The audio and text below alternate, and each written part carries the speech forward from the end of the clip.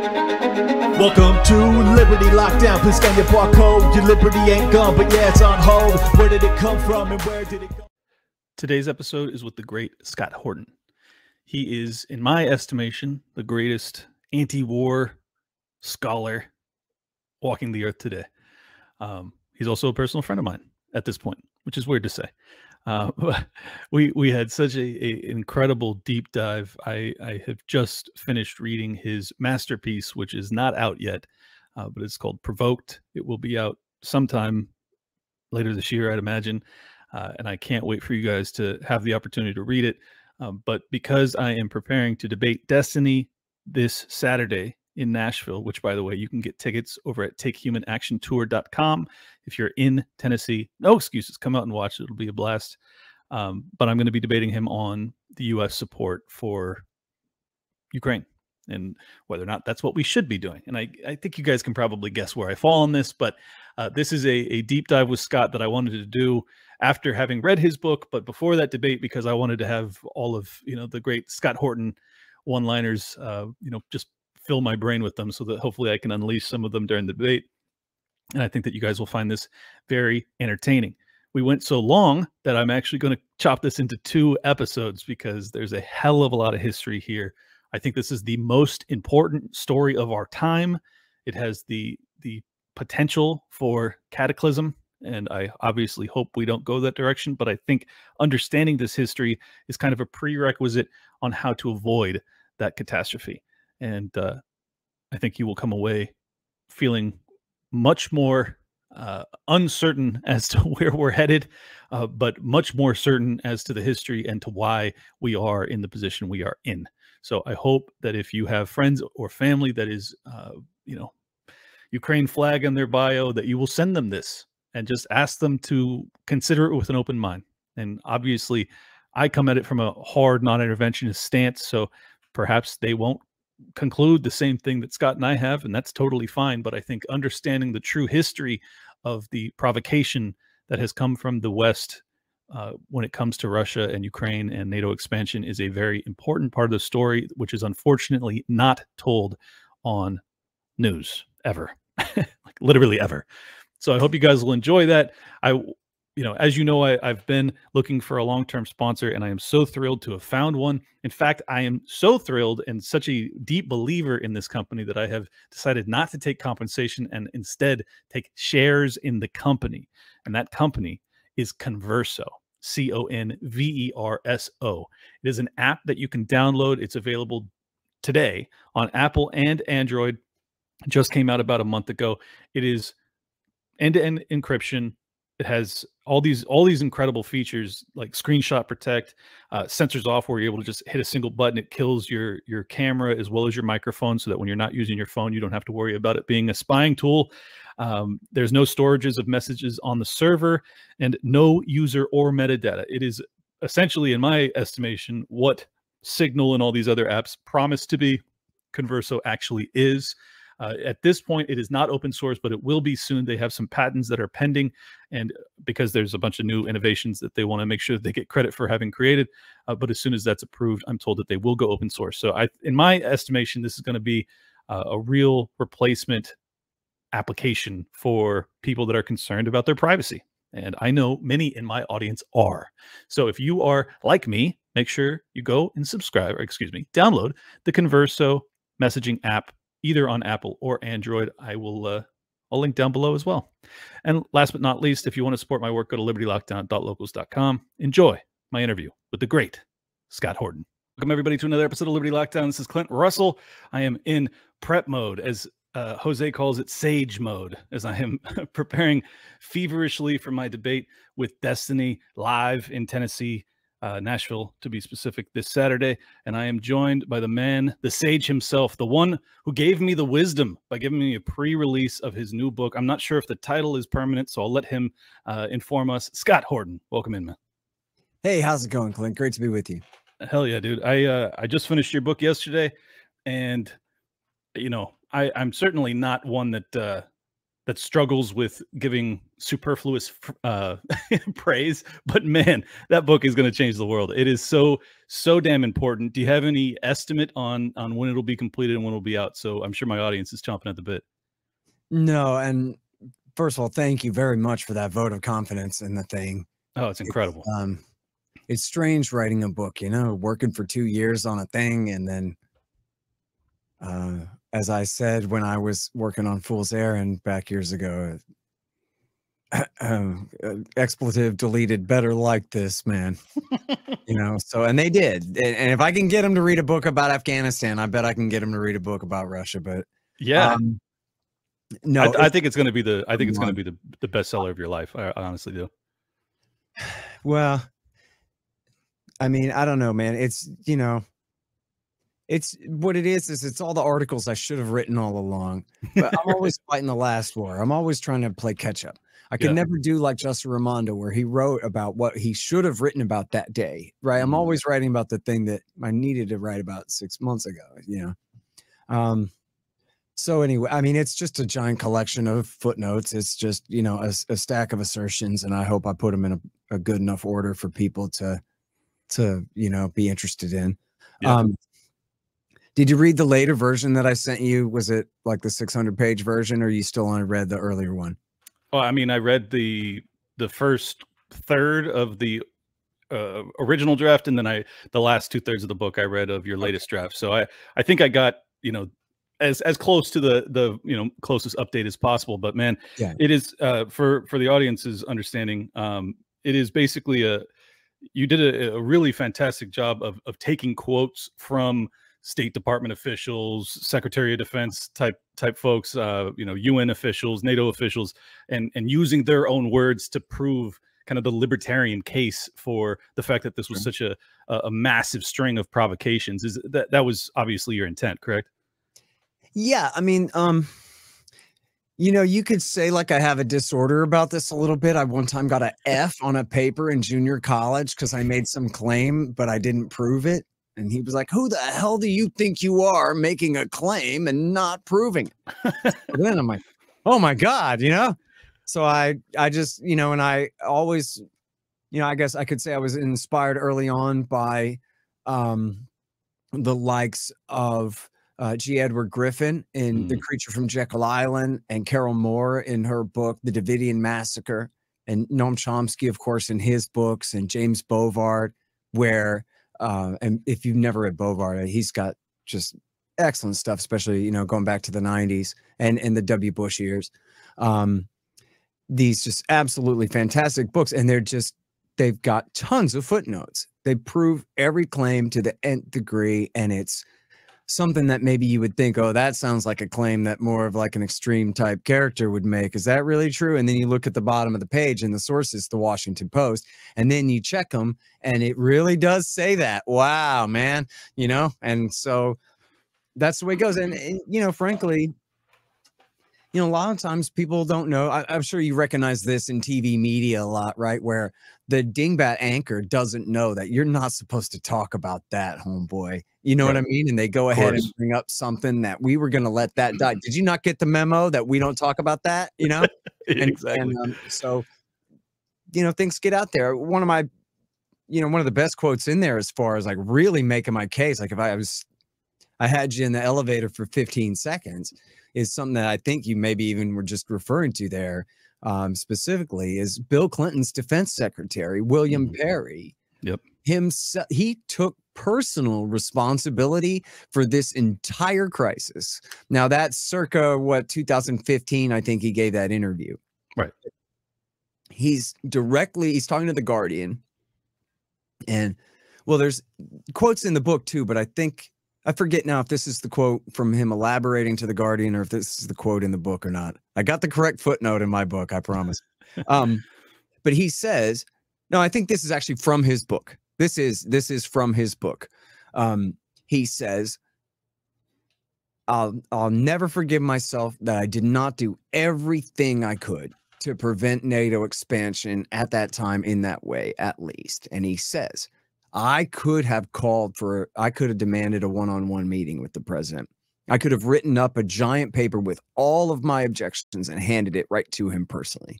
Mm-hmm. Or, you know what I could have done? I could have got Anthony Lake, and I could have got Strobe Talbot, and I could have held one-on-one meetings with them where I, you know, maybe could have really stood up to them and browbeat them and said, no, no, no, we can't do this now, whatever. And then lastly, I could have resigned over it. I thought that was the most powerful part. Yeah, he says, I wish that I had. And he says, now some people will say that it's not my fault that America-Russia relations have deteriorated to the point that they have now. And he's saying this in 15 when we got a proxy war in the Donbass already started, right? Post-second coup there. Disaster now. And he says, people will say it's not my fault. And he says, but I cannot accept that. Mm-hmm. I cannot, the Secretary of Defense under Bill Clinton says, I cannot accept that it's not my personal fault that our entire relationship with Russia went all the way to hell because I was, one, I knew, and two, I was in a position to stop it if I really had tried, but I wimped out, and so it's all my fault. So F me. So how do you like that? Well, look, I'm not one of those people who would try to tell him that it's not his fault. I'm one of those people who would agree with him that it is. That's exactly right. That's exactly what you're supposed to do. It's the same thing you'd say. Anyone would agree with this about Colin Powell. Everybody knows that Colin Powell didn't want to do Iraq War II. And instead, he clicked his heels. He went out there and he lied. He took the lead in lying us into war. And he knew he was lying, and he knew that he was being used because he was the most credible member of the W. Bush government to make the case. And he followed his orders when the alternative history is as blatant as could be. He could have just said, no, I'm not doing this. I quit. And gone on TV and said, listen, everybody, I'm the goodest soldier of all good soldiers, but I'm just telling you, this is wrong. This country is not working with Osama, and they're not going to attack us, and we can have them any day we want, and we don't need to have them today. Give me a break. And whatever. He could have said all of that and stopped the war, and he didn't do it. Well, that's what makes Perry so special, right? I mean, because you never see these types of acknowledgments of failures and catastrophic ones. I was blown away by it, honestly. Yeah, that's true. I mean, you do have a lot of candid admissions, but not in that guiltily of a way. You know what I mean? Where it's like, no, this really is my fault. And then the thing, like, what can you do? You can't reject that. You have to take him at his word on that. And by the way, he's right. It's not like he's saying this, but you're going, what are you talking about, Bill? You did fine. Like, no, he has a very specific argument about what a damned bad idea it was that they were pursuing and how certain he was that they shouldn't and how he could have stopped them and didn't. And damn it, I'll think about it every day for the rest of my whole life. You know, that's what made the disclosure. That's what it struck me as. It seemed as if it was something that he's losing sleep over, you know, like it really weighs on his soul. And, you know, I think what makes me hate politicians so much is that I so rarely feel as if they feel the weight of the evil that they commit. And this particular gentleman seems to have. So I have to give him some respect for that. It's a rarity. If I don't give it respect, then you can't expect the rest of the slime balls to tell the truth. So, but to get into a little bit about what actually transpired there, you know, I went on Timcast a couple weeks ago and I was talking about this, and then I reached out to you to clarify, because obviously I was doing that on the fly after just having read your portion of your book on my way out to Virginia. But I think that the history of post USSR Russia is really what the American people need to understand, you know, why the relationship soured. And I'm curious if you think that there is a singular inflection point. I mean, other than the slow creep of NATO's expansion, was there a moment beyond that we could have turned back in your estimation? And who owns the majority of that culpability, if you had to name one or two people?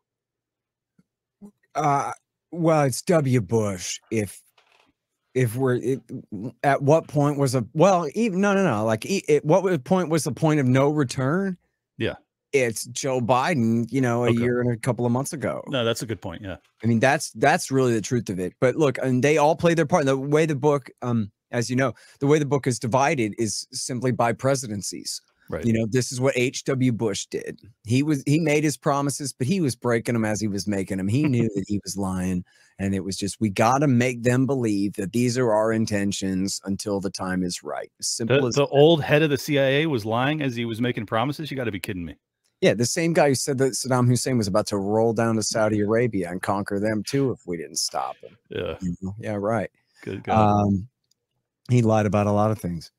He lied about the bag of crack so he could, you know, lock people up for using the cocaine that his own boys had been bringing in for years. Yeah. You know, well, the Bushes and the Biden have something in common. Those sentences, you know.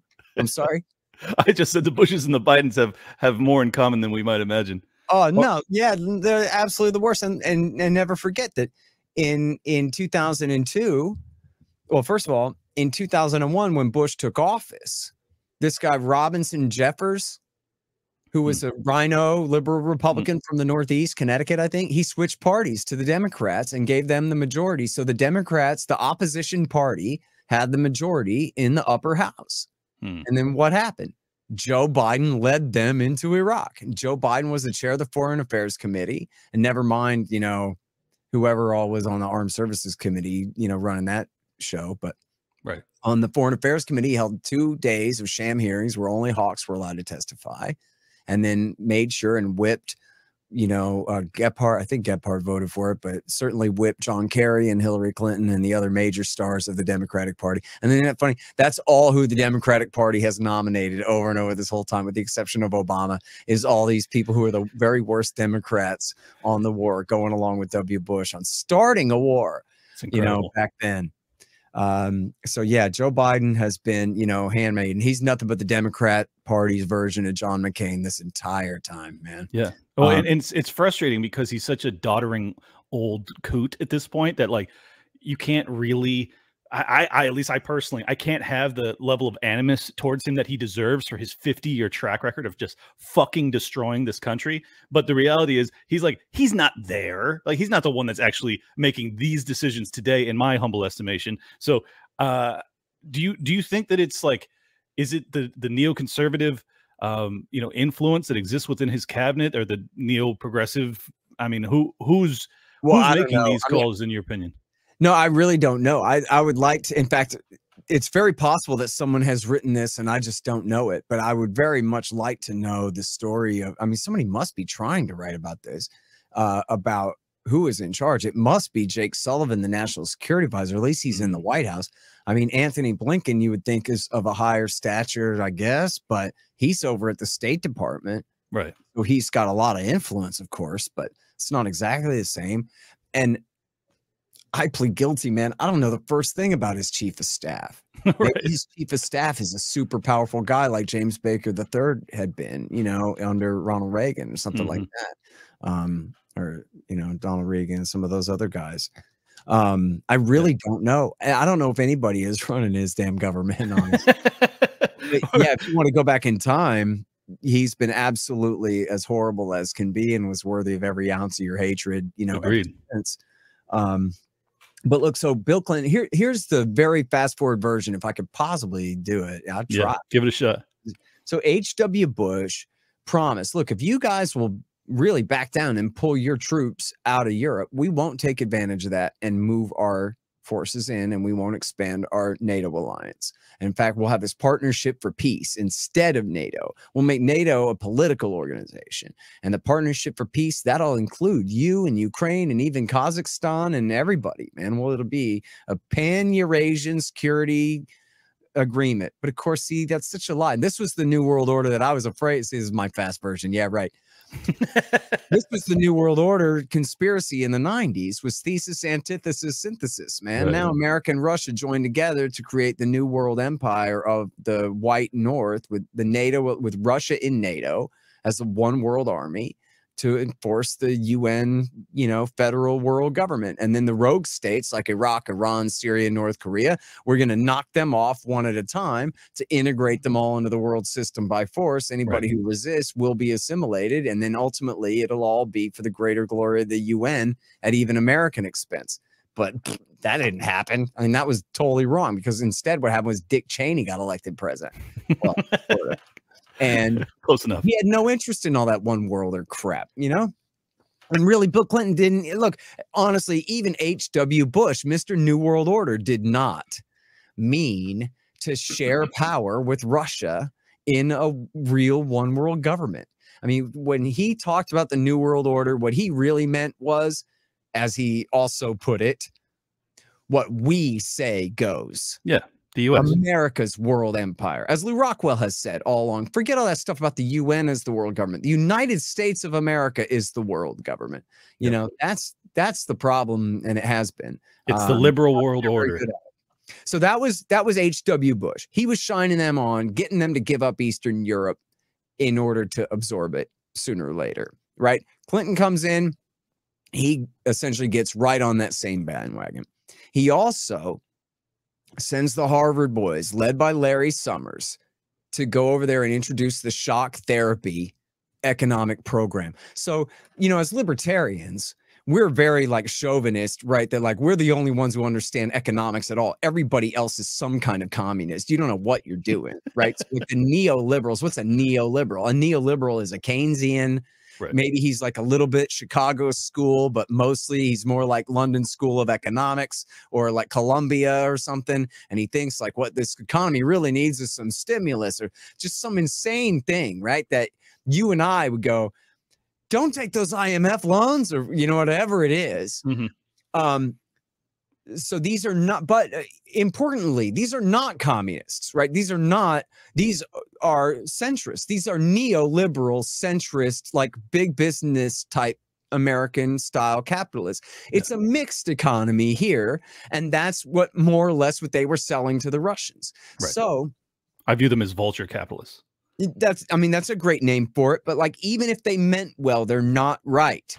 Right. Sure. So, that's a good point. For example, like Ann Williamson, this Wall Street Journal reporter, her focus was on, look, I mean, the major thing is you need property rights and you need to like develop a system of government, of representative government, where that's the priority. So, which is a hard thing because one, like they might not agree with that, but you got to figure out how to get them to do it. And instead of having like a real bottom up property rights capitalist society, instead you had rule by decree, which the Americans encouraged because the parliament was intransigent, you know? And so, which is rule by decree, but now are they ruling by decree on enforcement of real property rights for people? Of course not. It's all just cronyism. Yeah, unfortunately, no. And we're talking about a society where it was literal communism, man. Not like, oh, China has a communist party and a red flag, but they have private property and capitalism, a mixed economy, very much, but still. We're talking about literal ass Marxism, so that all the industry was owned by the government. The national government owned everything. And so then it was the question is, what do we do with all this? And they liquidated it to just a bunch of gangsters. And the gangsters, in many cases, just destroyed the businesses and took the money and ran, right? And they didn't keep the industries open at all. They just completely deindustrialized the place. Well, what was an interesting note about that is they did so because they weren't sure that their purchases, which were far below market value, would be held up. So instead of just operating them, which would have been a cash cow for decades to come, they just fucking destroyed them from the inside out. They just took all the resources, they sold them all off, and essentially they destroyed Russia's entire industry within a few years, right? Well, yeah, no, look, and these are people who are just swooping in, right? This guy doesn't know anything about running a nickel factory. Oh, that's true too. Yeah, right. Yeah, he's just, he's a KGB agent, and he won the secret auction that he was the only person at. Right. This kind of corrupt dealing. So, they had this system of vouchers where, like, you can imagine if someone gave you the keys to a formerly communist society, and now it's your chance to set the economy up, how you might try to figure out something that sounds like what they did, where they gave people vouchers that essentially were shares of stock in the companies. But then they just didn't recognize those shares of being of any value. They just issued different shares, and then they recognize those of being value and whatever. So, and people are sitting on shares of stock that are essentially worthless now. Maybe they'll be worth something in a few years, but right now they're worthless. So they'll sell them for pennies on the dollar and they're hungry. And they're hungry, so they got to sell them. Yeah. And look, millions of people, there were literally millions of excess deaths. So when you think about a communist country going from the government owning everything and all the knowledge problems and calculation problems and just nefarious, ill-intentioned police state problems of the Soviet Union, and then replacing that with American-style capitalism, and 6 million people starve to death or drink themselves to death. Yeah, it's terrible, man. Right. And just total destruction of their society. Quick question for you. You refer to them as the Harvard boys and Larry Summers. Was it Goldman Sachs? Do you know what businesses were actually involved in it? Or was this like government or like academia officials that were all involved? Yeah, I don't know that. Well, I mean, I know that the Bank of New York, there's a huge scandal of the Bank of New York laundering a bunch of this money. Oh, back. interesting. Okay. I have to admit to you that I have not like followed those trails to see like how much of that was at Citigroup and at Chase and at Goldman and this and that back during that era.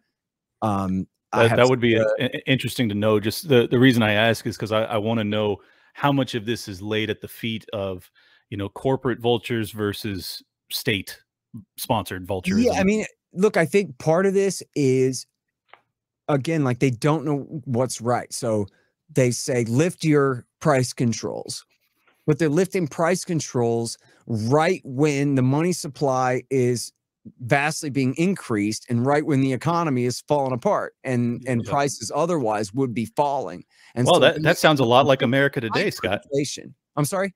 That sounds a lot like America today, Scott. Yeah. Well, but no. Like thousands and thousands and thousands of percent inflation. So imagine that.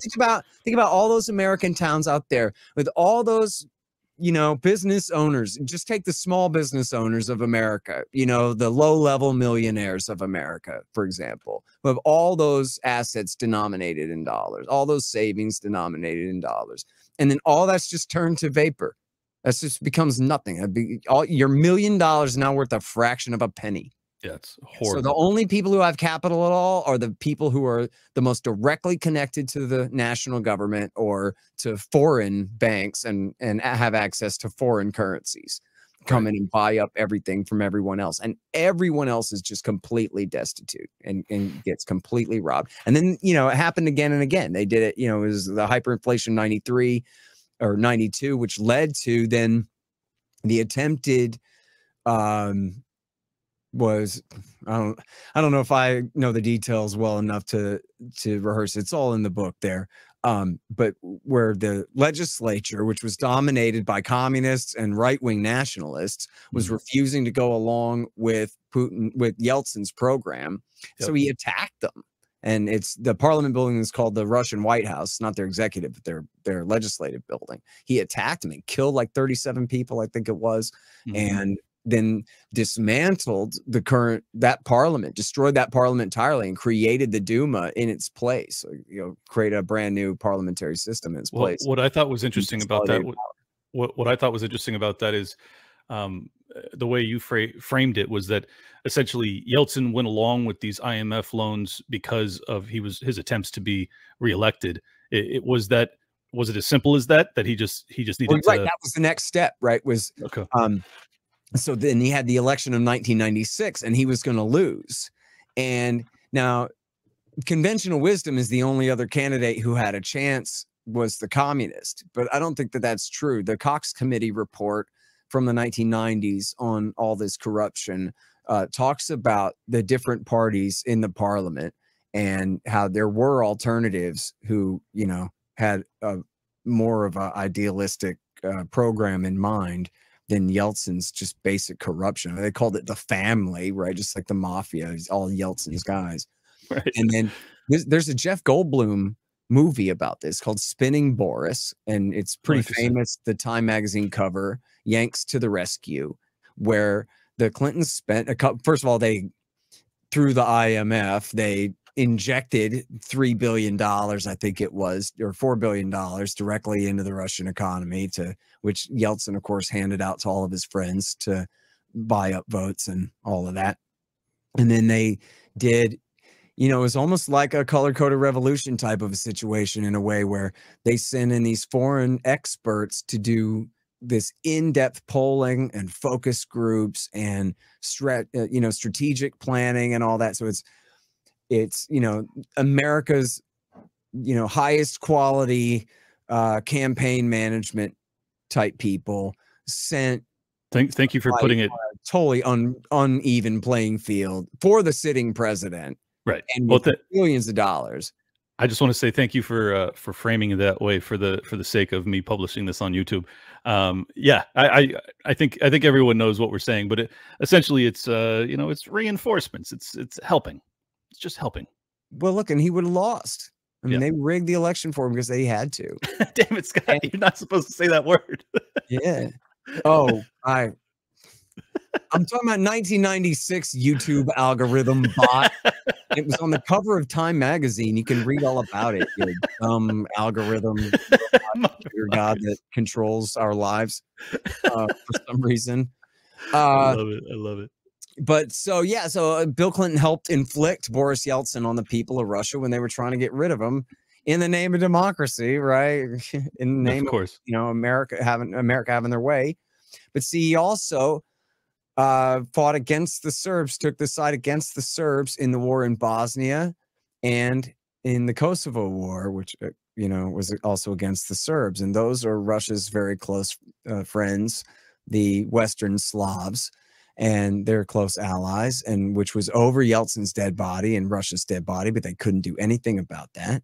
And in both those cases, in Bosnia and in Kosovo, they backed the Mujahideen, including bin Ladenites, and including the ringleader of the September 11th attack, Ramzi Yousef's uncle, Khalid Sheikh Mohammed, the lead planner, and two of the hijackers, Midhar and Hazmi, the guys who famously are in the news this week and last week, that the CIA followed from Malaysia to Bangkok to Los Angeles and knew were in the country for 18 months before they, not a missile, you idiots, they crashed Flight 77 into the Pentagon. Don't you love how the 9/11 truthers are the ones who aided and abetted these guys as bad as the FBI and the CIA for 20 years? Yeah, man. It was Flight 77 that hit the Pentagon. It was full of a couple of guys that the CIA refused to tell the FBI about.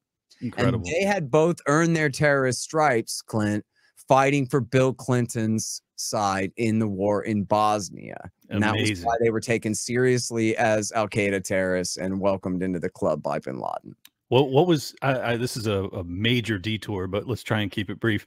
These tourists, or these terrorists rather, that were recruited by the CIA and not disclosed to the FBI, does that tell us enough to make any conclusion about the inside job narrative? Oh, yeah, no, it does not tell us enough to justify that at all. I mean, I think the much clearer narrative there is that the CIA was trying to recruit them and failed to recruit them. And then instead of saying, boy, you cops better roll these guys up because we sure blew our stupid spy operation that didn't work out, they sort of walked away with their hands in their pockets, whistling and hoping everything was going to work out. And then that didn't work out, actually. No, it did not. And because look, the Alex station was run by these female analysts. I'm not picking on them, these women analysts who they weren't spies and they were not the director of operations. They didn't know the first thing about recruiting double agent, this and that. I guess they were hoping the Saudis could flip them for them. And then, I mean, you got Prince Bandar's wife cutting the check to them. I would think, look, I'm against enhanced interrogation in principle, but like if we were to maybe waterboard Prince Bandar and Prince Turki Al Faisal and ask them, like, which one of you is most responsible for this, and get them like, squealing and pointing fingers at each other and pointing fingers at Dick Cheney or whatever, I'd be willing to maybe for one day. Could we do that for one day? Metaphorically, hypothetically. Yeah, but only because they're the ambassador to the United States and the head of intelligence there. And, but look, it would be interesting to know. That's for sure. To tell you the truth, man, honestly, people, there are so many like very straw man versions of September 11th. And I have to tell you, I never even read the commission report because I don't really think that's the point. But I do know of it. And I do know that the official story is that the FBI and the CIA hated each other's guts and refused to share information with each other to the detriment of the security of the American people. And I would say that James Bamford's book, you could, with his book, The Shadow Factory, that you add the NSA to that too. Mm-hmm. And I know, like, from interviewing Michael Scheuer, that in fact, there's a great clip. I don't know if you've ever seen this. You can find this very easily, of Michael Scheuer testifying to Congress about how much he hated John O'Neill, the head of FBI counterterrorism. And he tells the congressman, he says, "That's right, sir. And I also said that when that tower came down on John O'Neill's head that day, that was the only good thing that happened to America on 11 September. Right? Because the FBI, all they wanted to do was take all the information and lock it up behind a grand jury. And all the CIA wanted to do was kill the FBI, take that information, and kill some Al-Qaeda guys with it, you know? And so there was this massive tension there. And then, you know, as Scheuer told me that, and this is in Bamford's book, that they couldn't get anything from the NSA. The CIA nor the FBI could get anything from the NSA. They just hoarded every little bit they had, which is everything, right? So as Scheuer put it to me years ago, and he, by the way, became a very right-wing kook, and, like, I don't know, but back in the W. Bush years, he was a much more reasonable guy. Anyway, he told the story of, as he put it, George Tenet's moral failure. For those who aren't familiar, we now have a director of national intelligence. Back then, the director of the CIA was also the director of Central Intelligence, which meant that he was also the boss over the NSA and the National Reconnaissance Office, and all of the various intelligence agencies was his job too, right? So he was nominally, at least, the boss over the NSA. And yet, according to Scheuer, he didn't have the moral courage to just walk over there and say, "Give me the damn files." And he just wouldn't do it. But meanwhile, so here's the thing. The CIA wants to tap the Yemen switchboard house, where Hani Hanjour, I believe is Hani Hanjour's father-in-law, is taking phone calls between Afghanistan and Western Europe and the United States, giving people their instructions and what have you. And the CIA, and I guess probably the FBI, but definitely must have been the FBI too, they want these intercepts from the NSA, and the NSA won't give them. So the CIA, I don't know how much it cost them, but I guess it's nothing to them. They built their own listening station on Madagascar. Remember that from Risk, the giant island off of the southeast coast of Yes. Okay? They built their own listening station on Madagascar, but they could only get half the conversation. They could only get what the Yemenis were saying, but they couldn't get what was being said by the Afghans or by, you know, the other operatives in Western Europe or in America that they were talking to. Wow. And so to the CIA guys, they're completely pulling their hair out, going crazy. And the NSA are just being jerks. And basically, like, these guys are all a bunch of meathead cops. I mean, what do you expect? Now, it's fair. Believe me. And, well, you don't have to believe me, but it is true. I was a 9/11 truther long before it happened, years before it happened. Right. I said they're going to let there be a massive terrorist attack. They're going to use it as an excuse to attack Iraq. They're going to blame it on that bin Laden guy, blah, blah, blah, right? But as I just mentioned, like with the missile that hit the Pentagon, a lot of this 9/11 truther stuff is a bunch of stupid crap that only a stupid effing idiot could possibly believe in. Yeah, like Donald Rumsfeld shot a missile at a building that he was in at the time. Right, yeah, you're really smart. Well, hey, real quick, these wiretaps that you're referencing, was that in the weeks prior to 9/11? Well, even in the entire era leading up to it. Yeah, I mean, the year leading up to it or more. The book is The Shadow Factory by Bamford, and he's the same guy that wrote Puzzle Palace and Body of Secrets. He's the guy that broke the story about the USS Liberty, man. I mean, need to he's read those. The guy. He's the best intelligence reporter in America by far. Awesome. And he also wrote A Pretext for War about how the neoconservatives lied us into war with Iraq for Israel. The traitors. So anyways, I forgot where I was with that. Here, let me say something real quick, because I think what it presents an interesting quandary from a libertarian perspective, in that essentially what we're describing is problems with information sharing that comes from a decentralization process within these tyrannical deep state, government organizations. Obviously, my answer would be to abolish them. But if they're going to exist, would it actually be to the benefit of the American people to have them back in the control of just the CIA director being the overseer of NSA and all this stuff? Well, first of all, I agree with you on just abolishing them all. Yes, of course. But secondly, look, I don't know what to tell you, man. I mean, frankly, like, I just don't respect cops or spies or these types of people at all. I mean, they're all a bunch of truthers themselves, right? You listen to a cop tell you how he solved a murder, and it's like, dude, you're just a conspiracy nut. Like, you got nothing, man. And you're going, it all fits. It all fits. You got something that looks like it might be a palm print. You got a hair that looks like it could be similar, but the guy's got an alibi. And like, what are you talking about? Right? We see this all the time.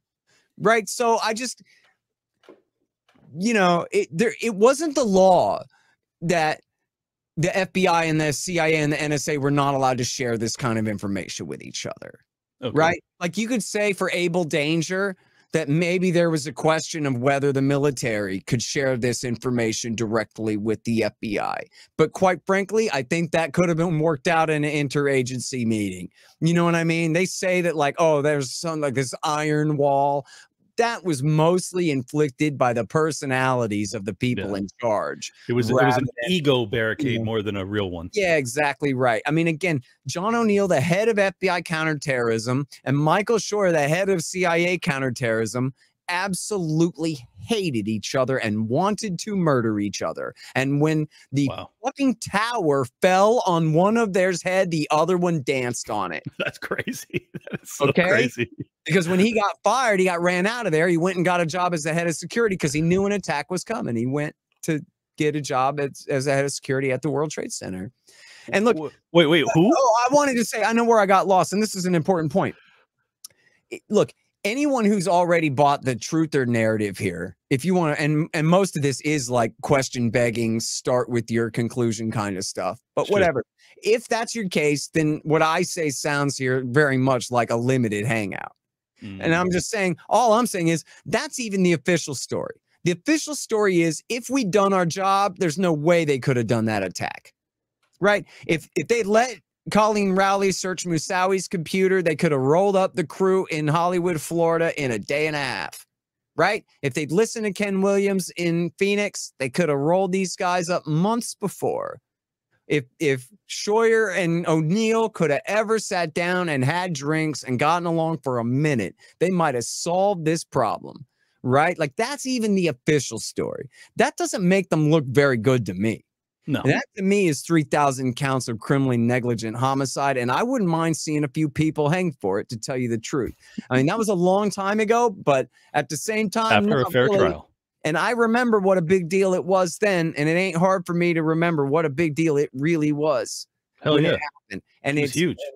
And for this to happen on the watch of W. Bush, his national security principles on his cabinet, the directors of Justice and FBI and CIA and NSA and all those 17 agencies, all the members of the National Intelligence Council, all of them should have immediately been fired and put under criminal investigation to see if we're going to have negligent homicide charges here against all these guys. Agreed. Go for like down to Deputy Secretary of Defense level on, or Deputy Secretary level on all of the principal foreign policy, police and spy agencies. And then you want to talk about truthers?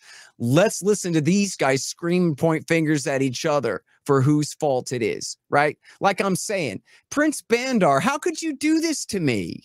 And then poke him with a really hot stick a few times in the ribs and see if you can get him to say, well, actually, Dick Cheney told me to do it. And then we'll have an investigation. Then we might know. Well, hey, I'm not precluding the possibility. I'm just saying, let's not jump to conclusions here. Of course.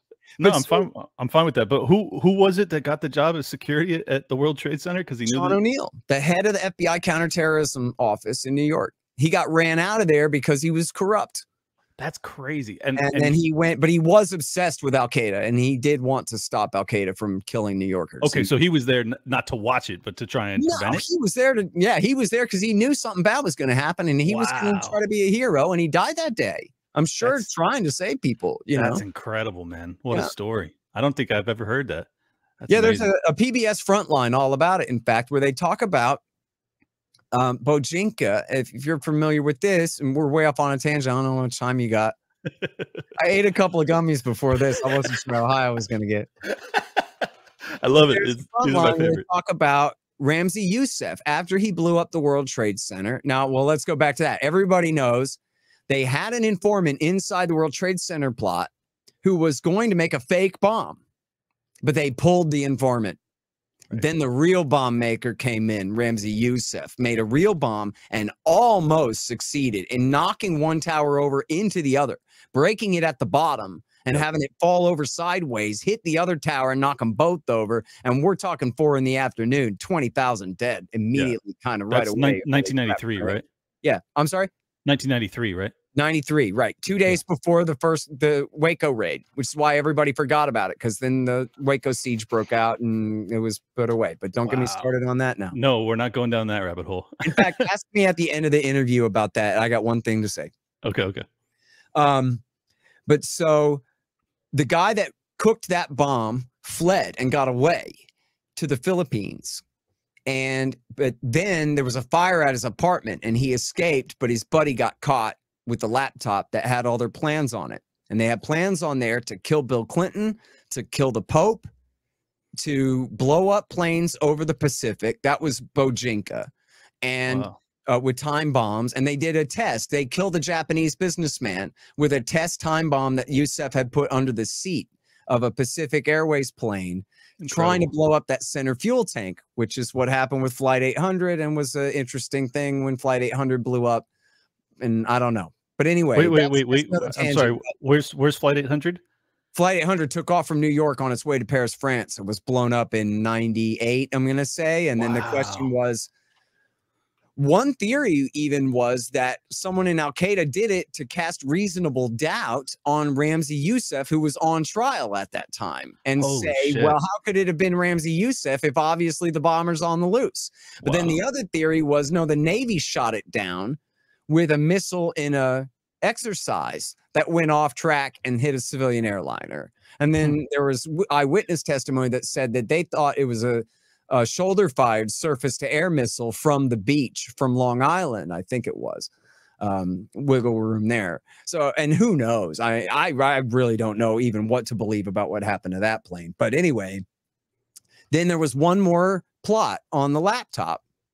After assassinating the Pope and the president, and the time bomb operation was multiple hijackings, 10 planes, 10 targets on both coasts. And then Khalid Sheikh Mohammed, the guy who was Youssef's uncle and who ended up being the ringleader of 9/11, 8 years later, he would get on a loudspeaker and, or get on the radio and demand that the Israelis pull out of the West Bank and, America pull out of Iraq and pull out of Saudi Arabia. I mean to say, and the no-fly zone bombings over Iraq and all that. And so the FBI, the Philippine police gave all this to the FBI in 1995. So they knew about a potential plane operation like that as early as then. And it's the same guy who had bombed us before. It was the uncle of the guy who had bombed us before. Incredible. Yeah. Well, and let's working for. Look, why were they allowed in the country? They were allowed in the country. The State Department was like, no, you can't get in the country. You're Islamic Jihad terrorists. And the CIA intervened and said, no, we know these guys. They're our friends. We backed them as mujahideen in the war in Afghanistan. So it's all good. But it was blind Sheikh Omar Abdel Rahman, the co-leader of Egyptian Islamic Jihad, which was Zawahiri's group, which he ended up merging with bin Laden's group to make Al-Qaeda.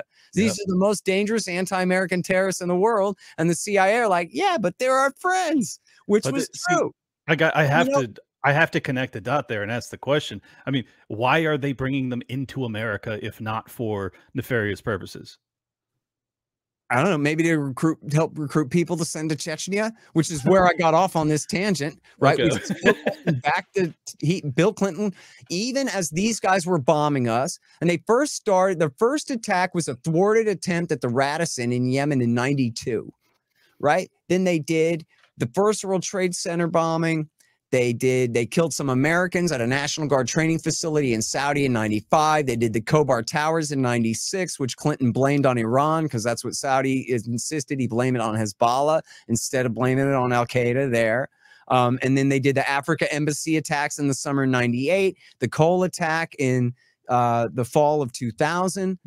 And all during this time, Bill Clinton's backing them in Bosnia, in Kosovo, and Bosnia's 94, 95, Kosovo, 1999, and in Chechnya in 99 through 2000, man.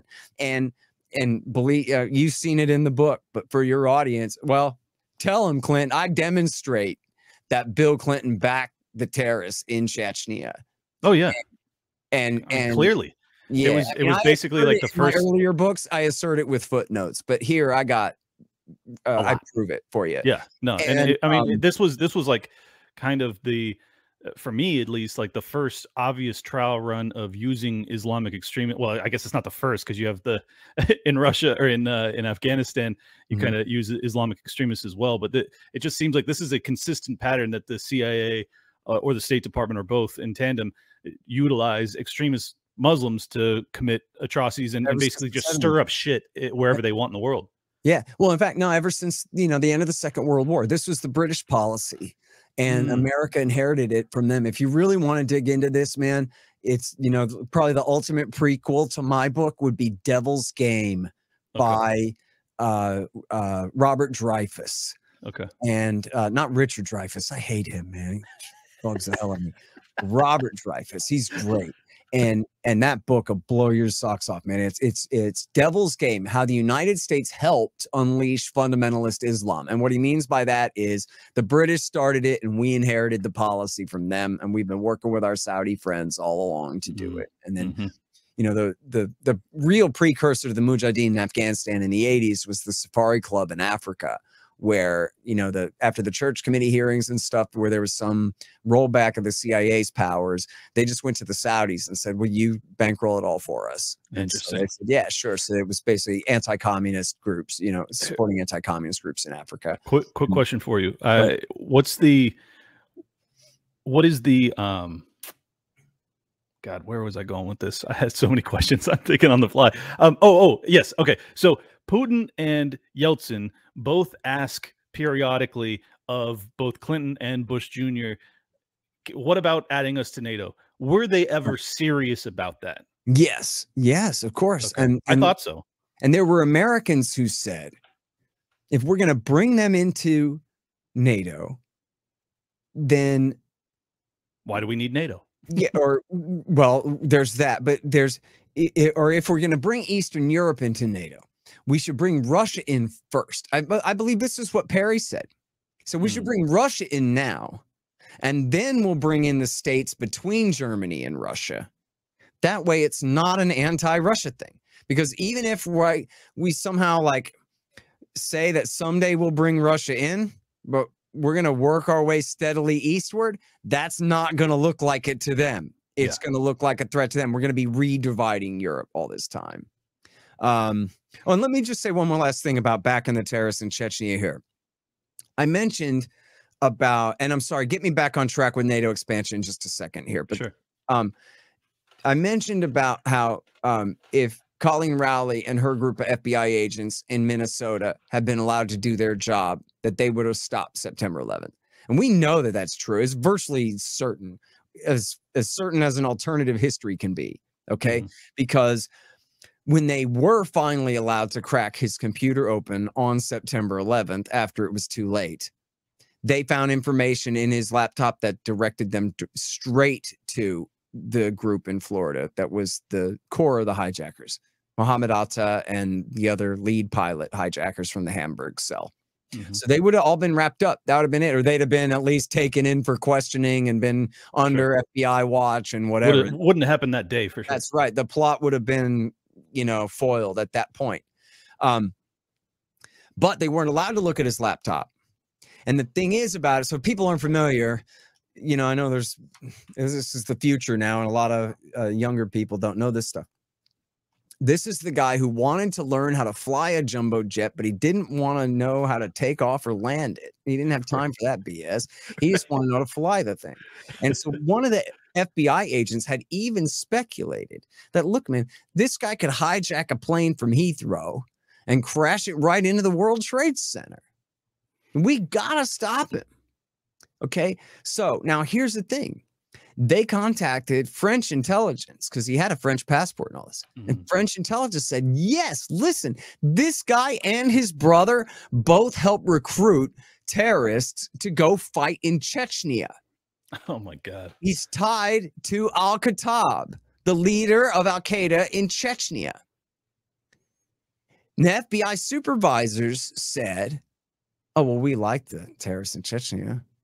So now, if you're familiar with the Fourth Amendment, it says they need probable cause to believe that if they tap your phone or search your house, that they will find evidence of a crime that they're investigating. Okay.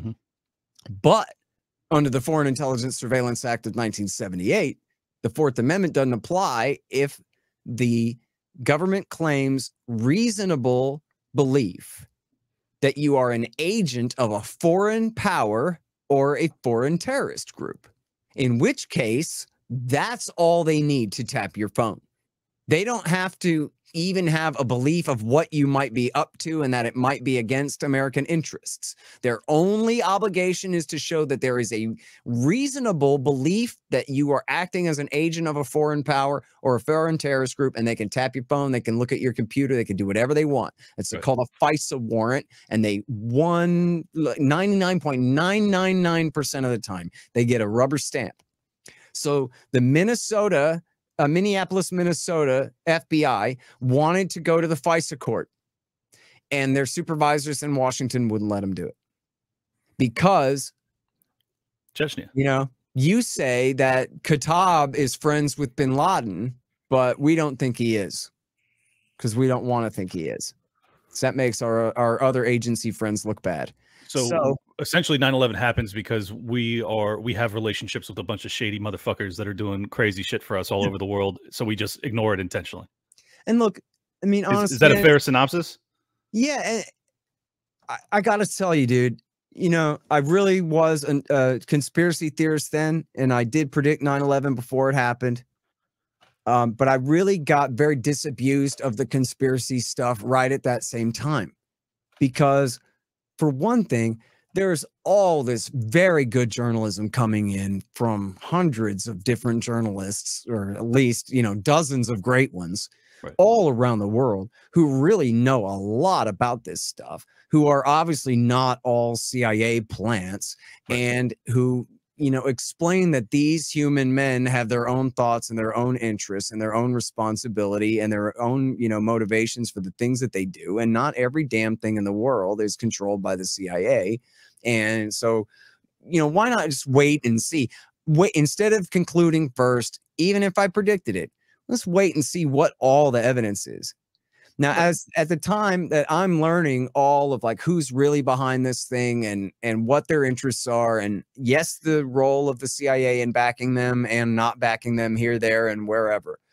At the same time, the truthers are making up this absolute nonsense about missiles hitting the Pentagon and fake phone calls home to mom that are computer generated with AI stuff, fake planes, and everything. Yeah, all this crap, dude. Just every single claim and loose change is wrong. I feel like right in all 4 versions of that movie is the date of the attack, and they contradict themselves 100% from movie to movie to movie to movie, and they're still wrong about every goddamn thing. I feel like I'm giving the most benign explanation, is that because we are using these guys, these types of, you know, Islamic extremists to, you know, basically stir up shit to cause problems in neighboring territories for our enemies, quote unquote.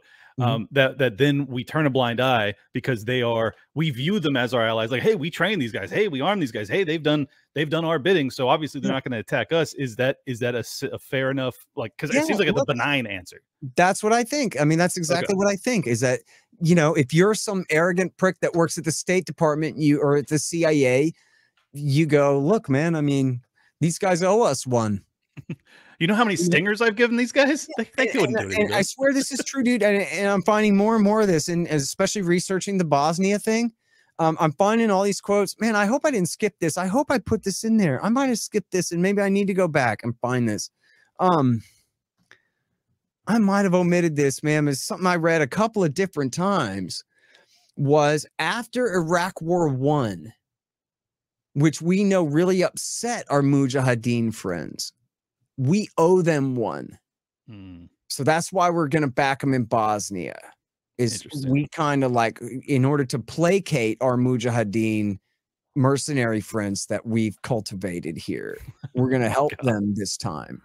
And so then, and I do have the quotes in Enough Already and in Fool's Errand. In Fool's Errand, I have the footnotes there for you, but anyone can find this very easily, where Bill Clinton, Tom Lantos, and Brad Sherman, both Democratic congressmen there, all three said something very close to the effect of, I can't believe that these Muslims would attack us after everything that we've done for them lately. Right. You know, so they believe that they bribed these guys off. Yeah. You know, but look, you know, back to Michael Scheuer. Michael Scheuer goes, look, man, bin Laden said over and over and over again, he was mad because, one, bases in Saudi being used to bomb Iraq. American support for Israel against the Lebanese and the Palestinians. American support for the kingdoms, potentates, and dictatorships of the Middle East. Pressure on them to rig oil prices artificially low to subsidize our economy at their people's expense. And turning a blind eye to Russia, China, India, and Kazakhstan and their oppression of Muslims and Muslim groups. So none of that went away.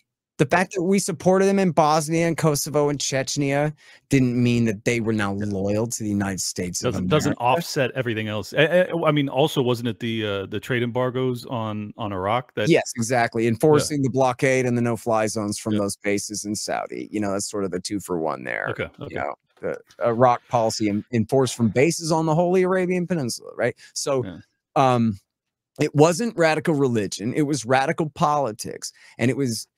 And it was the kind of policies, if you look at, you know, Palestine and what we're just talking about there at the bases in Saudi being used to bomb and enforce this blockade against Iraq. This is the kind of thing where you could have backed them in 10 Chechnyas and it wasn't going to bribe them into forgiving or forgetting what was going on there, you know? Was there, I think if I recall correctly from your book, it was largely about pipelines in Chechnya. Was the American benefit to doing that, or no? That's right. I mean, they have their own pipeline going the other way, and they wanted to prevent basically the reactivation of this old Soviet pipeline that cut through the Caucasus there. And that was to circumvent Ukraine? No, it was just to circumvent, in that case, I guess, Georgia. Not that they'd be getting it was to circumvent Russia. I mean, it was so no, sorry. I meant it was for Russia to circumvent Ukraine in terms of pipeline.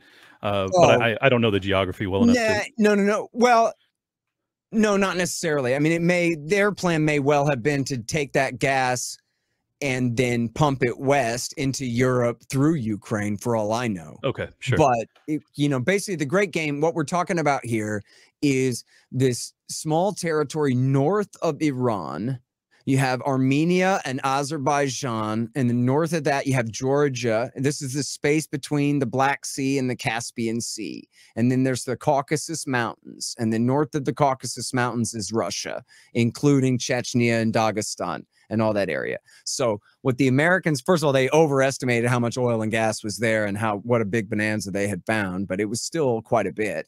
And now the Soviet Union used to rule all the way down into Armenia and Azerbaijan, I'm trying to say, and then left, right? And so now the Americans get to come in there. I mean, James Baker was chopping his lips, smacking his lips, chomping at the bit from 1990, right? But like a year and a half before the Soviet Union was gone, he was all ready to move right in there. Interesting. Okay. And then it's partially, you know, just money. Obviously, we're talking billions of dollars, but it's also and primarily it's a matter of being bad sports, right? Kicking the Russians while they're down. As long as they're down and out of the way, we come in and stick all our soda straws into that territory and, you know, move it mostly west into Turkey.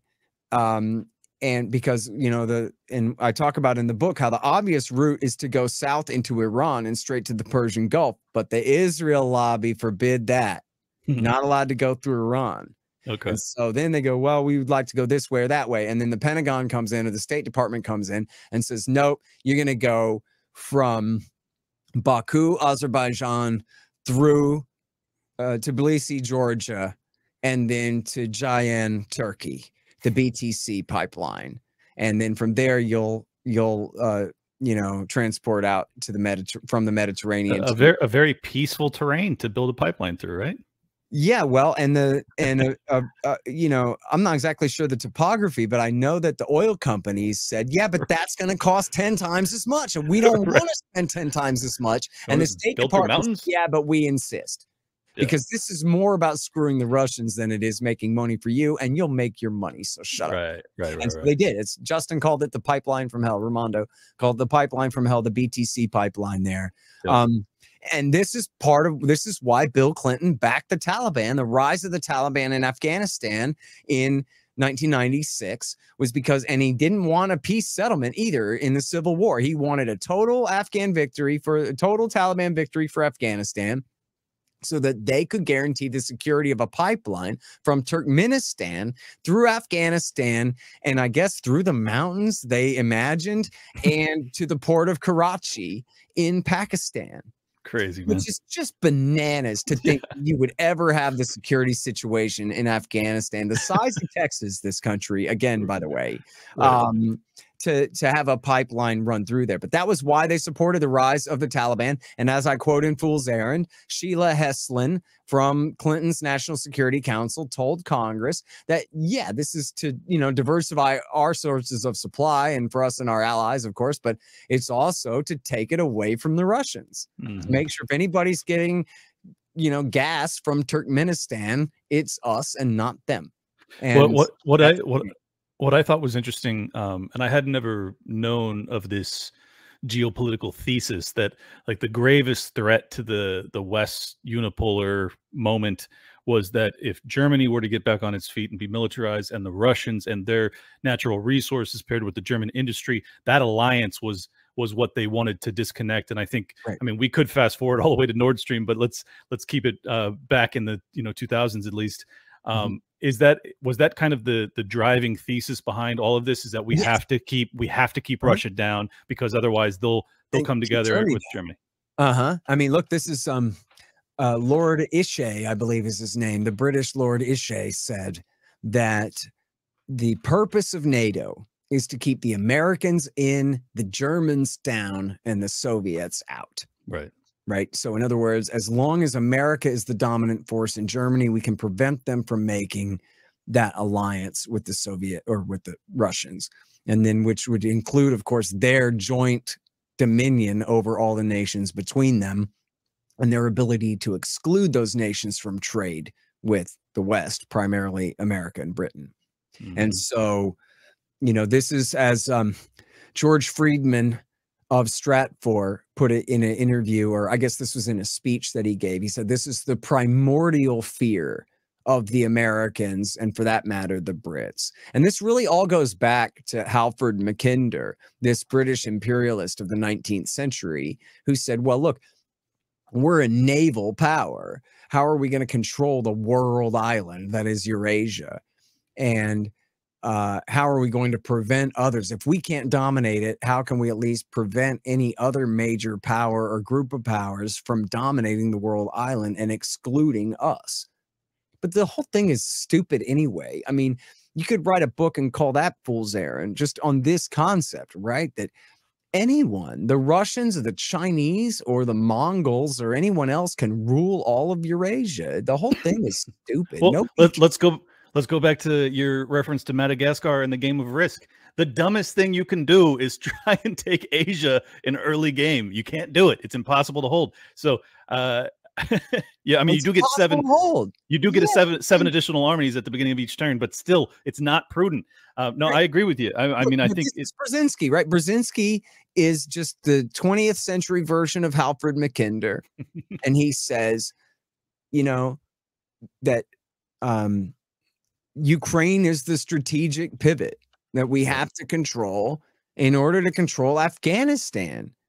And we have to control Afghanistan to keep Central Asia from me. But it's like, they must not know what they're talking about. Like, what are you talking about? What the fuck does Ukraine have to do with Afghanistan?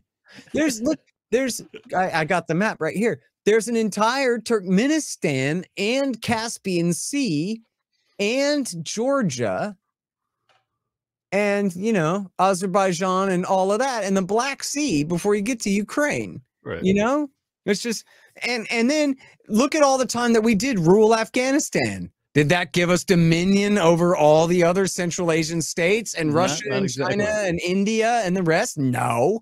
Yeah. What are they even talking about? It don't even make any sense. What are we're gonna like we're gonna build airstrips there and station hydrogen bombs in Afghanistan? That wouldn't give us an advantage in terms of quick strike any better than having a submarine in the Baltic. Of course. If you want to nuke Moscow, there's still no advantage there. Now, the whole thing is just completely stupid, man. It's a self-licking ice cream cone.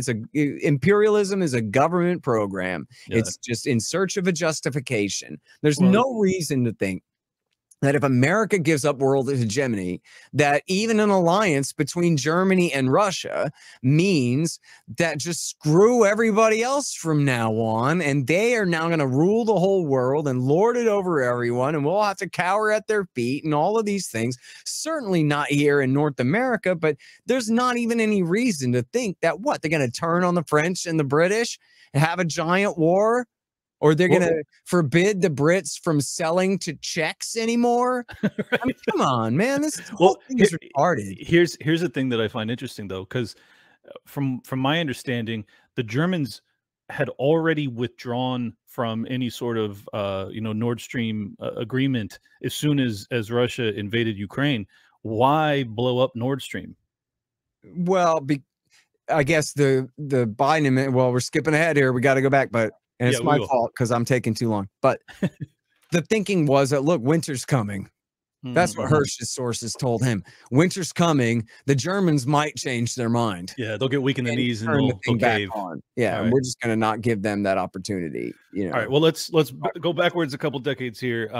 Bush. Let me pick on W. Bush. Yeah, go for it. So, first of all, he brings 9 new nations into NATO. Wait, let me make sure I did Clinton. Clinton backed all the terrorists. He did the shock therapy. He rigged the election in '96. I know I'm forgetting a big one, dude.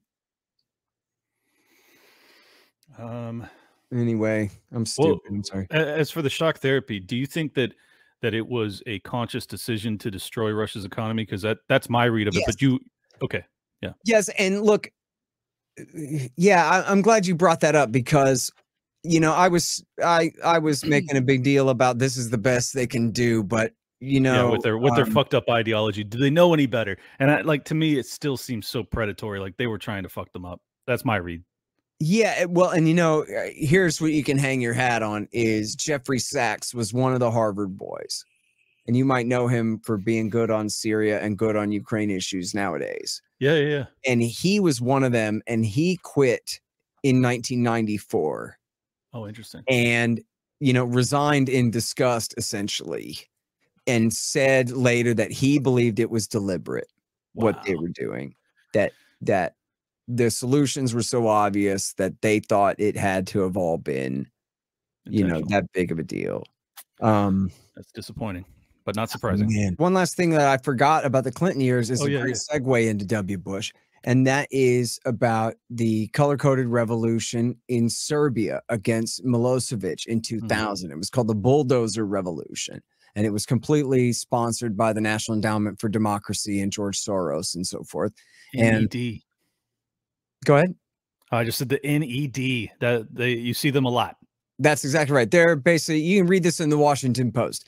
They brag that they essentially do what the CIA used to do in secret. They do openly, and openness is its own protection. That like, hey, all we're doing is pouring millions of dollars into the groups that are opposing the current regime that we don't like in your country. You know, I don't know. What's the big deal about it? It's remarkable. The agency of our sock puppets in the street. Their will to power. It's remarkable because we just spent the past 6 years of our fucking godforsaken lives having these scumbags argue about, Russian interference in our elections, and you have, American interests that are funding the NED in basically like every nation that you can imagine. It's so crazy.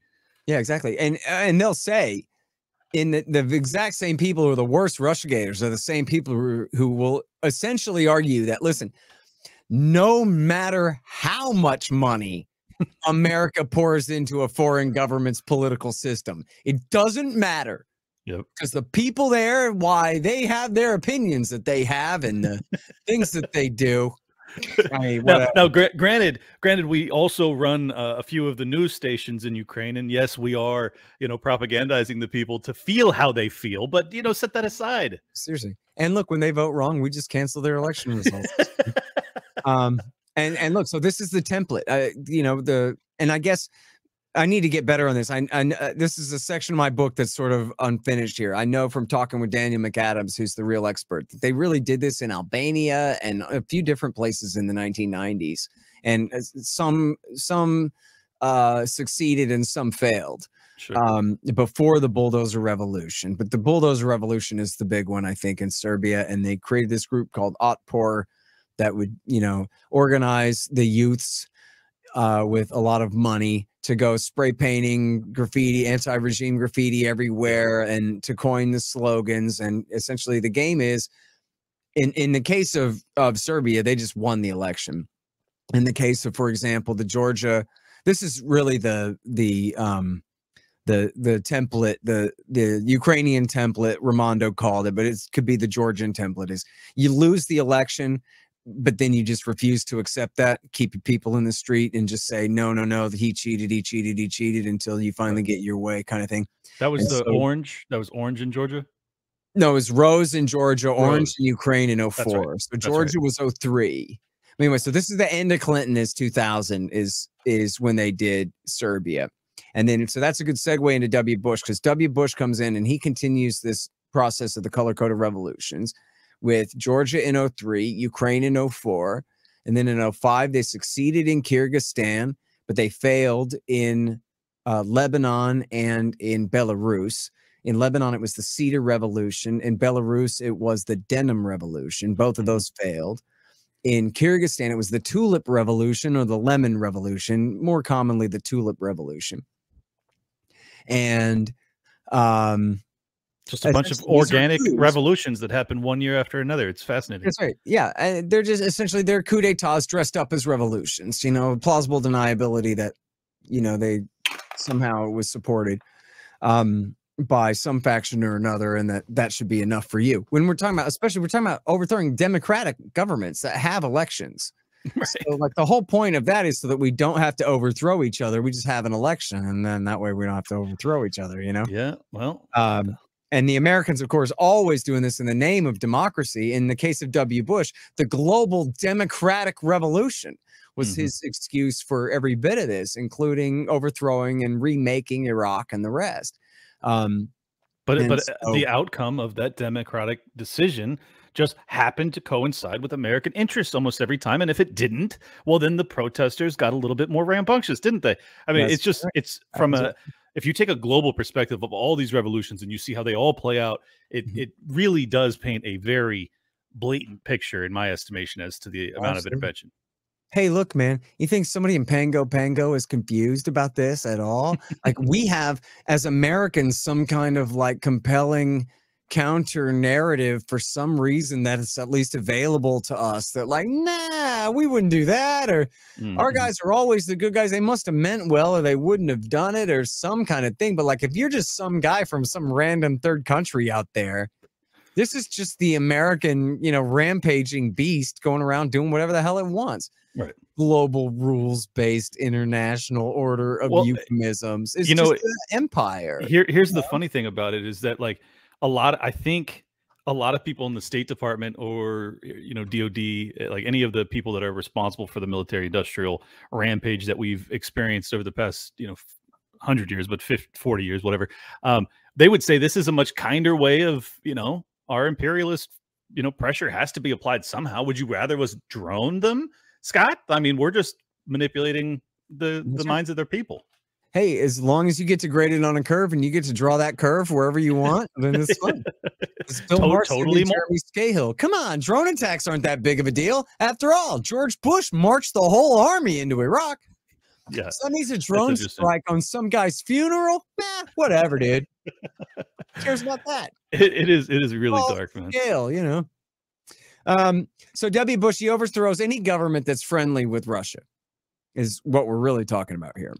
And he expands NATO by 9, including the Baltic states. Oh, this is the big one from Clinton that I left out, is I didn't specify. I implied there, but I didn't specify. In 1999, 3 days before he launched the Kosovo War, or is it 3 weeks? Oh, that's right. It might have been 3 weeks before he launched the Kosovo War. Hillary. He brought Hungary, Romania, and Poland into the NATO alliance. And yes, it was Hillary Clinton that made him do the Kosovo War. It was the first time she talked to him in 9 months or 8 months since the Lewinsky fiasco. Yep. And she wouldn't talk to him. The only thing she would say to him is, "You better bomb Serbia, Bill. And if you do, then I'll talk to you again." And he was like, "Okay, lady, whatever you say, dude." What a satanic bitch she is. Oh, she's the worst. You have to bomb people if we're going to keep our marriage together. Yeah, there's good. I got good sourcing on that too. Y'all have to wait or Google it yourself. Crazy. But there's plenty on that. But so yeah, he brought in Poland, Hungary, and the Czech Republic in 1999. 3 weeks later, this defensive alliance that just expanded launched its first aggressive war without a UN resolution legalizing it or a congressional declaration of war legalizing it. And they just did it because they wanted to. And so anyway, so then W. Bush brings 9 nations into NATO, including the Baltic states. How many nations were brought into NATO by Clinton? 3. 3. So 3, and then was it 7 or 9 under Bush? It was 9 under Bush. Okay, so now we're up to 12. Right. And then Obama brought in, I believe, 4 more, and Trump 2 more. And Biden now 1 more, going on 2 more. So about 20. Finland and we're going to be up to next 20 nations added to NATO. This is a a promise that was made under George Bush Sr. that we would not expand one inch eastward. And I mean, it's also allegedly a defensive alliance, which obviously that was shattered in 99. At what point does Putin, he must be thinking to himself throughout this. I guess it wasn't Putin probably in 99, but he must have been thinking as he's witnessing this, because he's like on his rise at that time. Mm-hmm. Like, it's clear that this is a provocation, maybe not an overt attack, but certainly against the wishes and the promises that we've received. So when does he? What confuses me about this is he's the first nation, famously, he's the first national leader, world leader, that calls up George Bush Jr. after the 9/11 attacks and offers all sorts of help and assistance. Was he help and assistance to the invasion of Afghanistan? Yes, but was that his attempt to get Bush to stop the Clinton policy of expanding NATO? Is that your read of it? Like what? Yeah. Well, look, I mean, I think throughout this, the attitudes kind of evolve where essentially they're in the position, they know they can't really do anything about stopping it. So they're trying to accommodate it. And Putin himself asked to join NATO in July of 2001. And Colin Powell just didn't even answer. I mean, just didn't even dignify that with a response. Thank you guys so much for tuning in. As you can tell, Scott has a lot to say about this topic, as do I at this point. And I'm going to break this into 2 parts. The part 2 will be out 24 hours from the release of part 1. So hopefully you've had enough for the evening and you'd like to give it a day, and then you can process the more modern history of the conflict between NATO, Ukraine, and Russia. It's the most important historical period. So I think you guys will find it highly informative, maybe not entertaining, but certainly vital information that we all need to be privy to so that we can actually discuss this in an intelligent fashion. Exactly the opposite of what our media would like us to do. But I prefer to speak from a place of actual understanding, as do you, as a viewer and subscriber and like button hitter and comment leaver and a sharer of this humble program, Liberty Lockdown. If you guys want to support my work, go to libertylockdown.locals.com. And before you get out of here, make sure you go download the Converso Messenger app, Converso. It's over on Apple Play Store or Google Play Store. Yeah, go get it. I will catch you guys next week with the great Vivek Ramaswamy. You heard that right. He reached out to me today, and we're going to make it happen. So I cannot wait. I am really, really looking forward to that conversation. He is one of the best when it comes to ESG, and I have some differences of opinion, but I hope to sort them out with him live with you guys next week. Don't miss it. See you soon. We're out. Welcome to Liberty Lockdown. Please scan your barcode. Your liberty ain't gone, but yeah, it's on hold. Where did it come from and where did it go?